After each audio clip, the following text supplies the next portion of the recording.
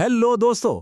अगर ट्रेडिंग में लगातार लॉसेस देख देख कर थक चुके हैं और फ्रस्ट्रेशन बिल्कुल पीक पर है, तो आप लोग बिल्कुल सही जगह आए हैं। आज हम सोर्स मटेरियल को ब्रेक डाउन कर रहे हैं, एक ऐसी चर्चा में जहां कोई झूठी हाइप नहीं, सिर्फ रॉ अनफिल्टर्ड रियलिटी मिलेगी।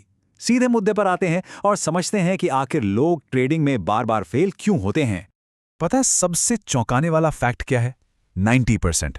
जी हां, सोर्स हमें बताता है कि लगभग 90% ट्रेडर्स मार्केट के कोर बेसिक्स को बिल्कुल इग्नोर कर देते हैं। हम सब किसी सीक्रेट स्ट्रैटेजी या मैजिक ट्रिक की तलाश में रहते हैं जो रातों रात अमीर बना दे। लेकिन सच तो यह है कि बिना फाउंडेशन के कोई भी बिल्डिंग नहीं टिकती, और यही सबसे बड़ी गलती है जो ऑलमोस्ट हर नया ट्रेडर करता है।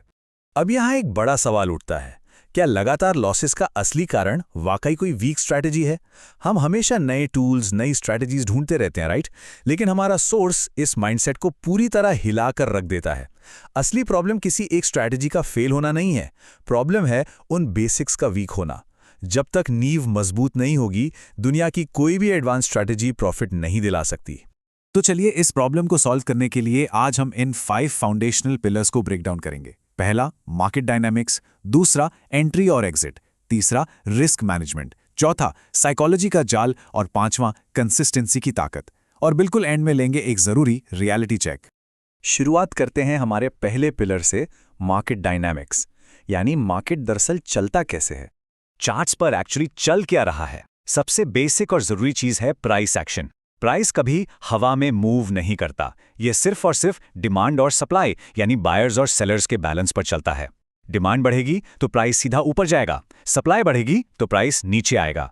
ये किसी लॉ ऑफ फिजिक्स जैसा है मार्केट के लिए।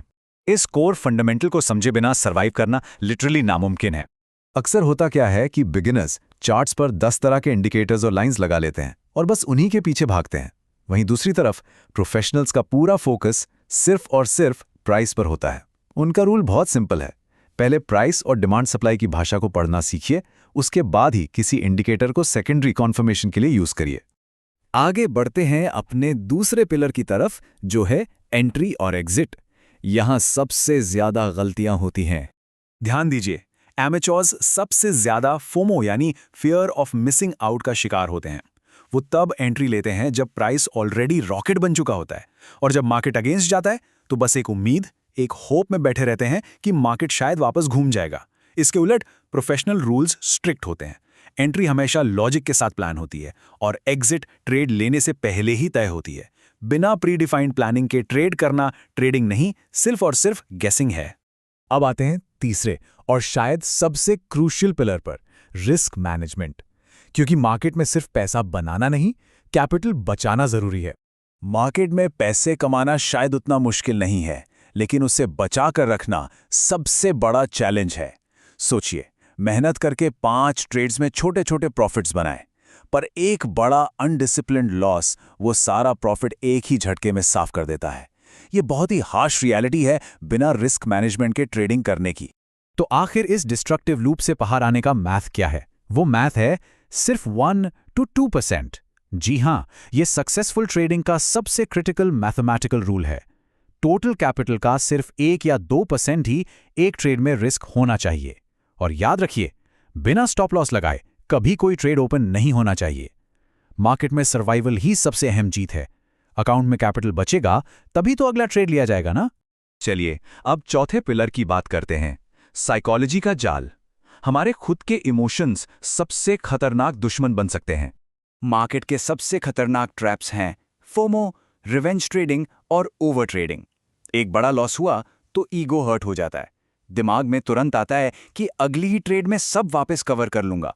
इसे कहते हैं रिवेंज ट्रेडिंग। गुस्से और फ्रस्ट्रेशन में आकर बिना लॉजिक के ट्रेड्स ली जाती हैं, ओवर ट्रेडिंग होती है, और रिजल्ट एक और भी बड़ा मेंटल और फाइनेंशियल डिजास्टर। तो इन ट्रैप से आखिर बचे कैसे? दोस्तों, जब भी इमोशंस के बेस पर ट्रेड होती है, एंड रिजल्ट हमेशा लॉस ही निकलता है। Emotion literally equals loss.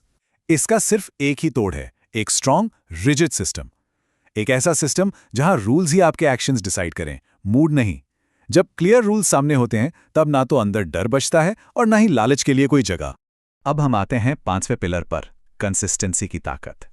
ये थोड़ा बोरिंग जरूर लग सकता है, पर काम यही आता है। सच कहूं तो एक प्रोफेशनल ट्रेडर की लाइफ काफी बोरिंग लग सकती है, क्यों? क्योंकि कंसिस्टेंसी का फॉर्मूला बड़ा सीधा है। रोज सेम सेटअप, रोज सेम रूल्स, कुछ भी नया नहीं। पर यही बोरिंग रूटीन मैजिक क्रिएट करता है। जब डिसिप्लिन के साथ रूल्स फॉलो होते हैं और रैंडम ट्रेड्स करना बिल्कुल बंद कर दिया जाता है, एग्जैक्टली तभी एक लॉन्ग टर्म प्रॉफिटेबिलिटी सामने आती है। और अब वक्त है एक रियलिटी चेक का। एक क्विक रिकैप कर लेते हैं। अगर हम इन 5 पिलर्स को एक सिंपल फ्रेमवर्क में निचोड़ें तो स्टेप्स बहुत क्लियर हैं। पहला, मार्केट को समझो। दूसरा, एंट्री और एग्जिट पहले से प्लान करो। तीसरा, रिस्क को स्ट्रिक्ट तरीके से मैनेज करो। चौथा, साइकोलॉजी को कंट्रोल में रखो। और पांचवा, अपने सिस्टम के साथ कंसिस्टेंट रहो। सोर्स स्ट्रांगली ये हाईलाइट करता है कि अगर सिर्फ इन 5 बेसिक्स पर कमांड हो जाए तो 90% क्राउड को आसानी से पीछे छोड़ा जा सकता है। रियलिटी चेक ये है दोस्तों कि ट्रेडिंग एज अ कॉन्सेप्ट कोई रॉकेट साइंस नहीं है। रूल्स बिल्कुल सीधे और सिंपल हैं। जो चीज़ इसको अचानक टफ बनाती है वो है डिसिप्लिन। इन सिंपल रूल्स पर कंसिस्टेंटली टिके रहना, अपने अंदर के डर और ग्रीड पर काबू पाना, ये वाकई सबसे मुश्किल काम है। यहाँ किसी जादुई इंडिकेटर की जरूरत नहीं है, बल्कि स्ट्रॉन्ग पर्सनल डिसिप्लिन की जरूरत होती है। अपनी इस चर्चा को हम एक बहुत ही डीप थॉट के साथ एंड करेंगे। No plan, no trade. अगर मार्केट खुलने से पहले स्क्रीन पर एक सॉलिड प्लान, एक लॉजिक और प्रीडिफाइंड सेटअप नहीं है, तो कैपिटल को रिस्क में डालने का कोई मतलब नहीं है। ये एक ऐसी वार्निंग है जो हर ट्रेडर के दिमाग में छप जानी चाहिए। अगले बार चार्ट ओपन करने से पहले खुद से जरूर पूछिए, क्या एक सॉलिड प्लान मौजूद है? आज के इस एक्सप्लेनर में बस इतना ही। उम्मीद है इन कॉन्सेप्ट्स ने बेसिक्स को देखने का एक नया पर्सपेक्टिव दिया होगा। Keep learning and happy trading.